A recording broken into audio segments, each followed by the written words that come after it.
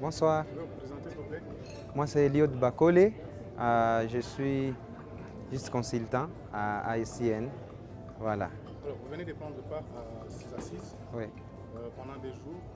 Qu'est-ce qui a retenu votre attention?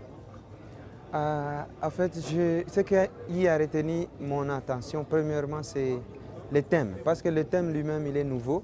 Et la façon dont il a sonné dans les oreilles des gens, les gens pensent que c'est vraiment une nouvelle thématique qu'il faut vraiment aborder.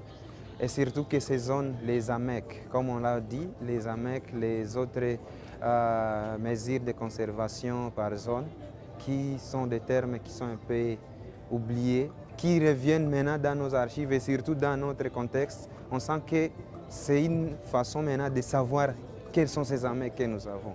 Ça a attiré mon attention et surtout la qualité des participants, ça m'a vraiment attiré. Et justement, il faut qu'on définisse un peu les AMEC. Comment toi tu les définis? Les AMEC, Pardon. après... Comment tu définis les AMEC selon ta compréhension?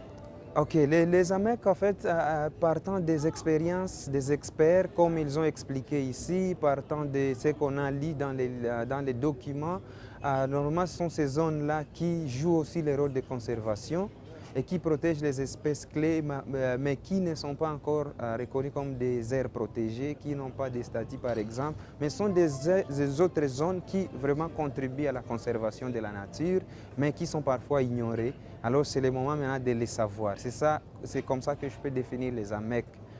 Il était prévu justement à la clôture de cet atelier d'élaborer une feuille de route. Que prévoit cette feuille de route et comment elle sera mise en œuvre? Comme à la fin, les participants se sont réunis, chacun a amené ses idées, qu'est-ce qu'il faut faire, qu'est-ce qu'il y a, qu'est-ce que nous avons, quelles sont les analyses qu'il faut apporter, les stratégies, les recommandations aussi au gouvernement.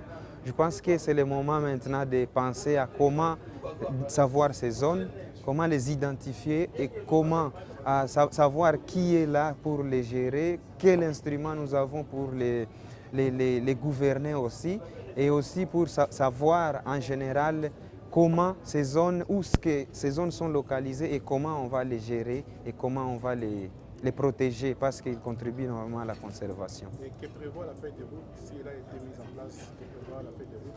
Qu'est-ce qu'on peut retenir de la feuille de route qui a été élaborée par Premièrement, la première des choses, ça sera une étude qui sera faite normalement pour identifier ces zones. C'est ça les grandes lignes qu'on a retenues.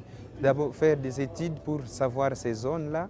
Et quand on connaît déjà ces zones, on saura qui seront là pour les gouverner. Après, juridiquement, on devra savoir les grandes décisions ou les grands textes qui seront élaborés par rapport à ça pour donner statut ou bien autorité juridique à ces zones-là.